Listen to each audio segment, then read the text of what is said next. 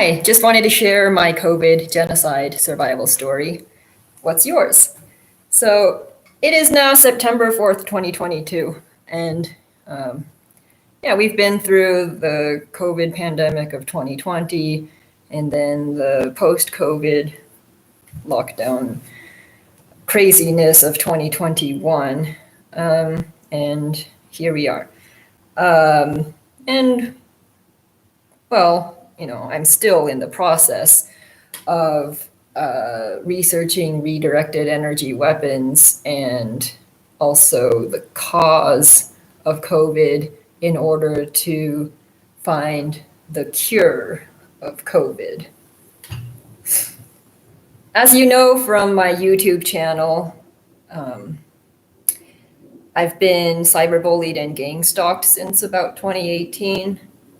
Had a few near deaths, been through a ton of stuff, but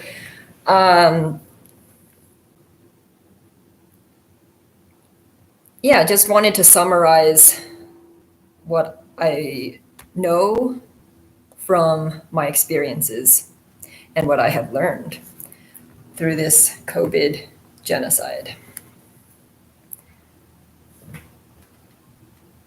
The only things you really need to know about me are there were two major events, or actually, yeah, two major events, I would say, in my life. One was the death of my brother in 2012. It's not so much the way he died, falling from a window in Shanghai, but rather what led up to it and why. That was when I first knew, well, actually, I first knew that something was wrong in high school. And I had to escape to college. I went to MIT and nearly died there. I was there in 2008. There was a lot of things going on. I felt really bad about leaving my brother behind. He was only 1 year below me. And he was only 1 year away from being 18 years old and able to get a job and go to college and have his own financial independence and survive on his own, like me, and possibly escape to college. Because, yeah, life was hell back where we were. I actually decided to escape to college. It was one day night, actually. I just sat there all night during high school.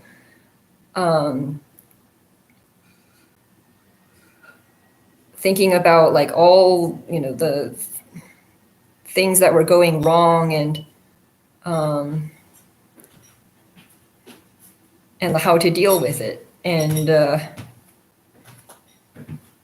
sat there all night because I was just like, I'm just so tired. I worked super, super hard during high school, put all my efforts into math, and just because I felt as if that was the only way to freedom and to just, being able to fit in here in the US was to just excel academically. And I just sat there because I was like, if I don't figure this out, then anything I do is not worth it if you don't have freedom and a way out, really, or a way to fit in and survive, first of all, and thrive and be free and fit in, have a place. I nearly died at MIT. There were a lot of weird things there going on. My brother, he went through hell all by himself without financial independence, without a college to escape to, and without me. When I came back, because I didn't make it more than one semester. I came back and I just slept, trying to recover from, one semester of MIT. Because again, I had to excel academically. It was like the only way you're forced to do that to survive. And I felt that there was this, battle going on. I think that I was possessed, and I felt it leave me when it saw my brother. And I didn't want it to, because I was like, no, he's like, it sensed easy prey. He is, this pure, innocent, and vulnerable youngest member of our family. And I, at least, am able to, fight equally.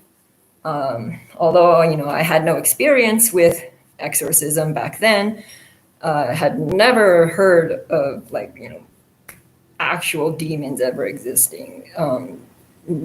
It's just not taught in schools and how to deal with them. I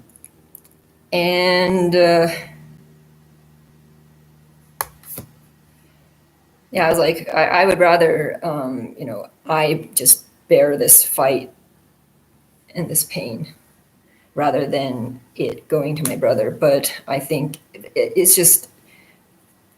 could feel it leave me into his eyes. And that's another thing I've learned about exorcism is the eye contact is important. I have seen, I've run into some demons. I run into some people possessed by demons, and, the human part of them will avert their eyes because they know that they don't want to hurt other people. And however, the thing about it is that when contact is made with, a demon, for example, there's a light and there's a demon, and whichever one is stronger will engulf the other. It could go both ways. So you got to keep your light strong. And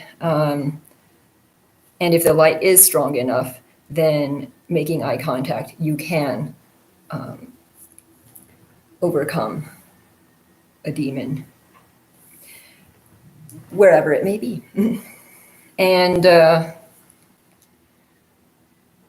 second important thing in my life was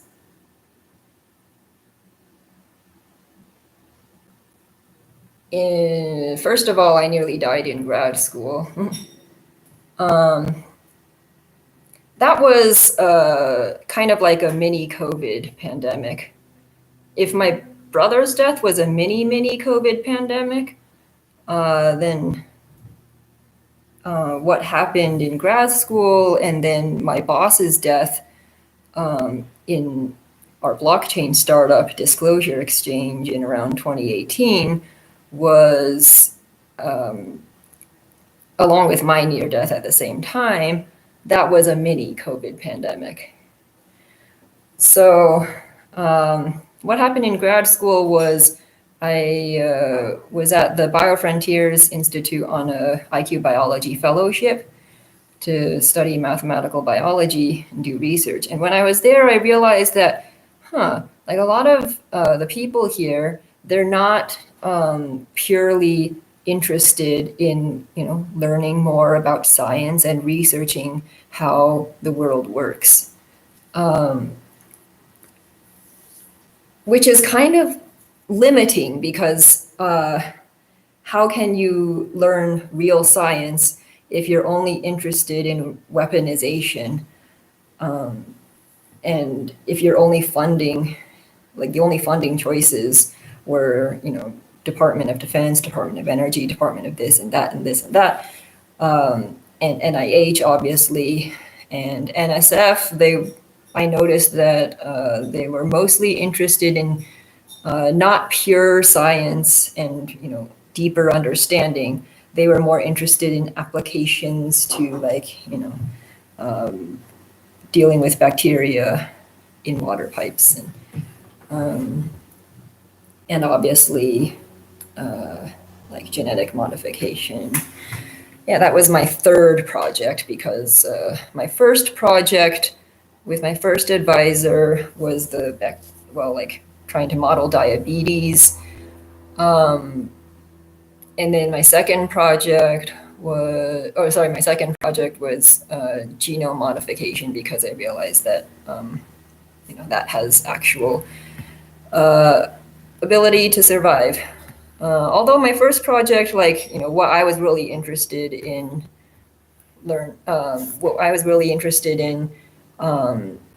was, how actually white mulberry tree leaves are more effective against diabetes than insulin, because insulin, the more people take it, the more they become dependent on it, the less their body produces it, and it's super expensive and it has a limited shelf life. Meanwhile, white mulberry tree leaves, they simply slow the release of sugar into the bloodstream. But obviously, funders and researchers, they don't know how to do that type of research. There was no place for that. It just didn't fit in. And also what I was really interested in was my advisor's work in pure math on the Lambert W function. That was their PhD thesis, and I proved a result about that. And but obviously, no funders are interested in it. It just doesn't fit in. It's not application directly applicable enough. Too deep. And then so the CRISPR genome modification project seemed promising. But either way, so we were collaborating with a pharmaceutical focused biochemistry lab.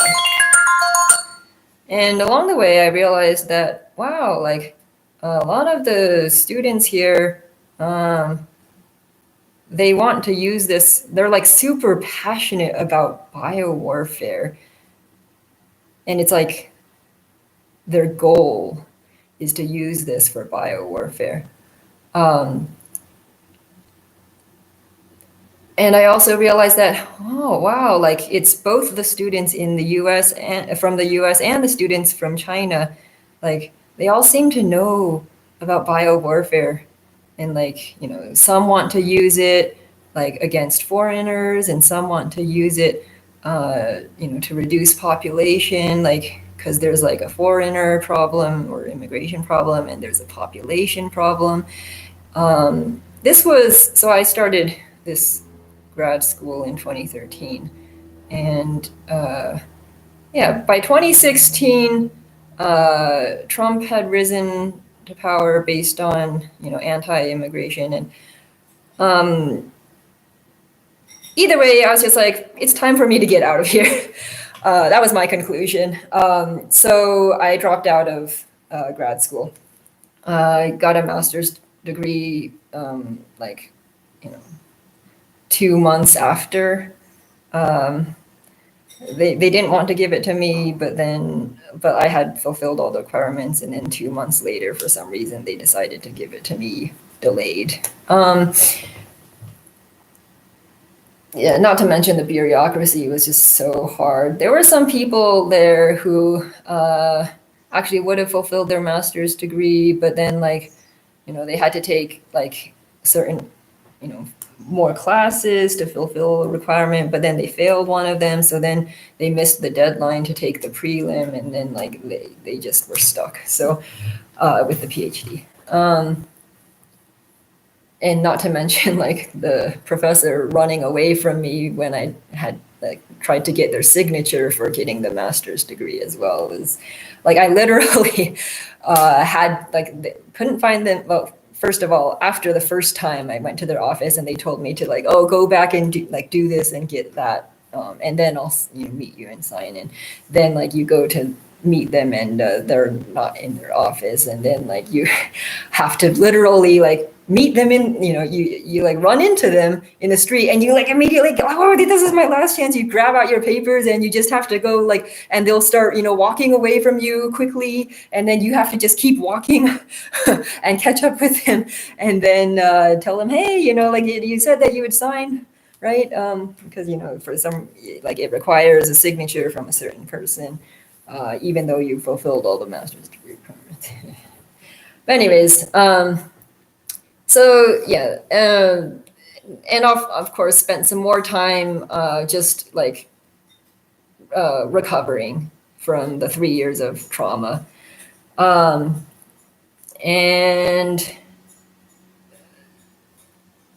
also found places where my type of interests and science and research did fit in.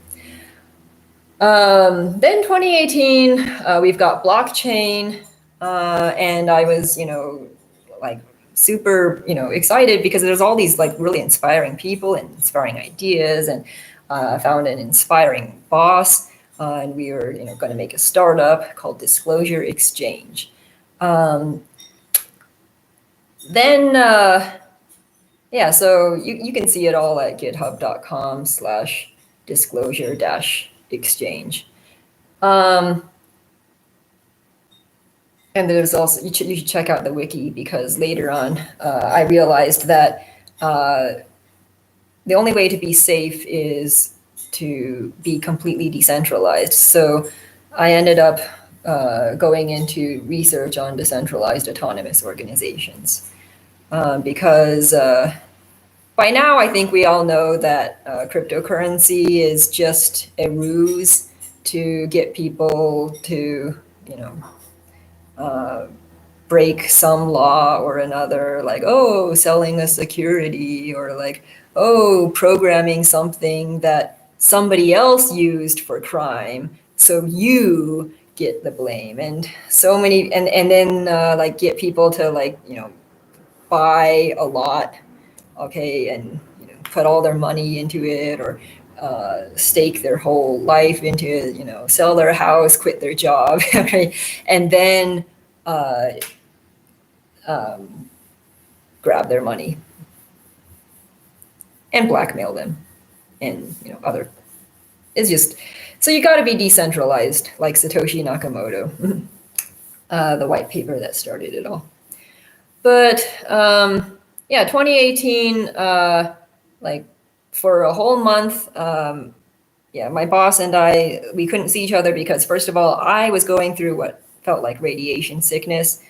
And yeah, after that was when I made my first YouTube video about that radiation sickness, because I was like, okay, now something's really going wrong.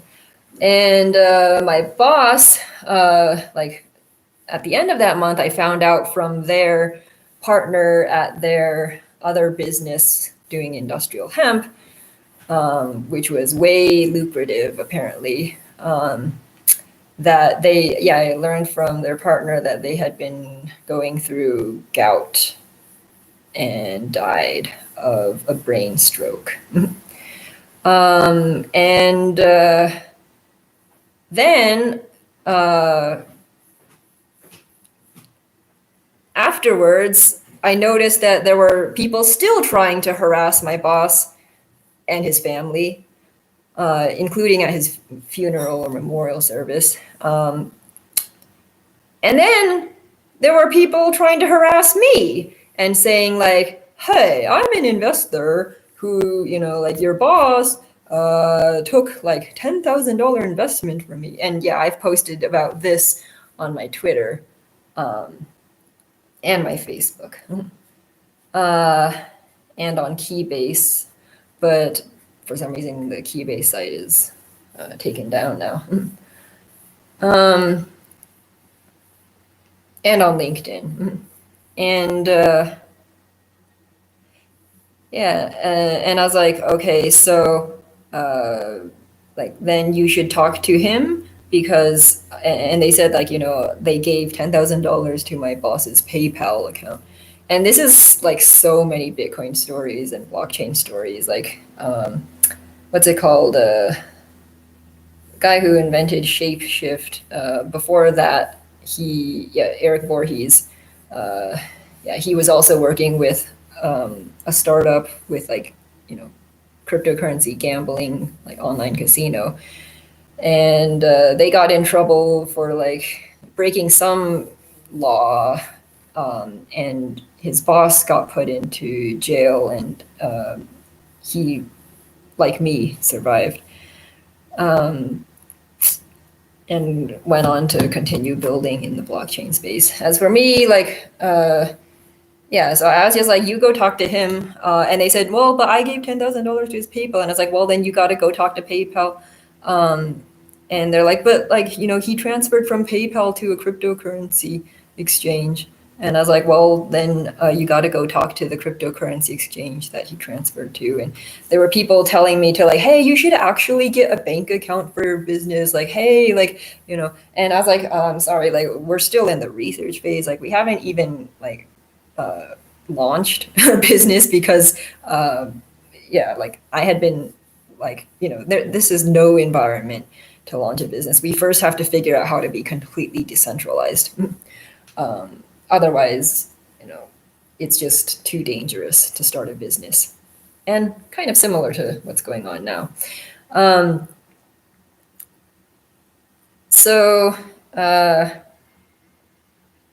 Since then I've been gone on to do more research. Research about how to be decentralized, research about voting with your consciousness, and my conclusion is that the only currency that satisfies all of our needs is karma.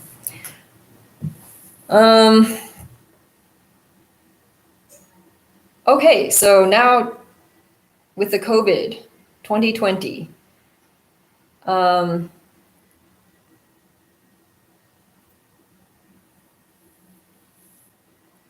that just kind of confirmed, like, I didn't believe in 2016, 2013 that biowarfare could ever be possible. Like, I was just like, that's just crazy. How could, like, how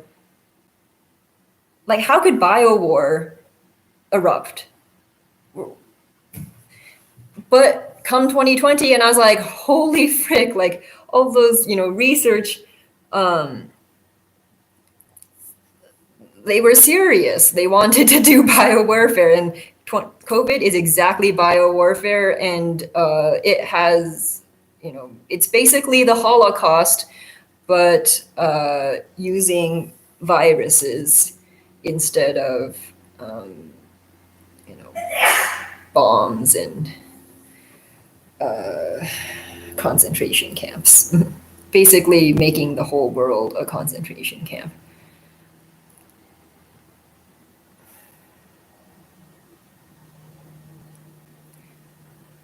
But let's talk about some more interesting and deep and actually useful things. It's created a lot of demons, hungry souls, lost, wandering souls, wandering spirits.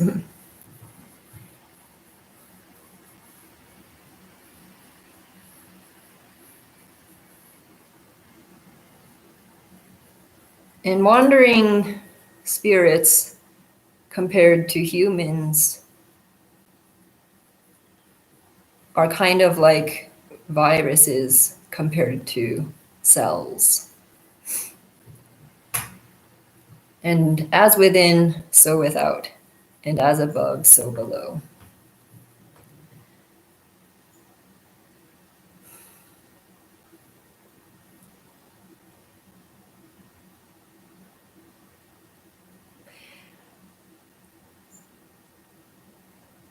And it's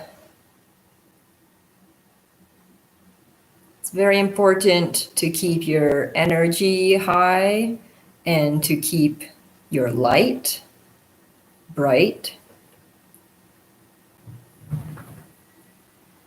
so that it's stronger then and will not be overpowered by all the things going around.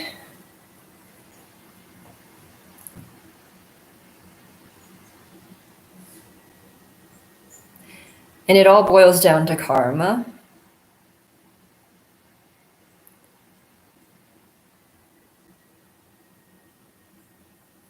And ultimately, the law that governs us all is karma, unless you're enlightened, in which case the standards are a lot higher and the punishments for abusing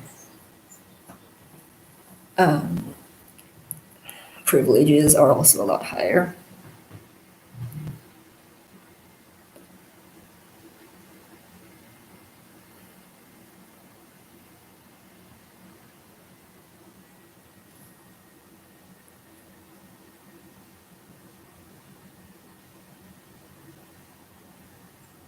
And the greatest gift to the world is self-realization.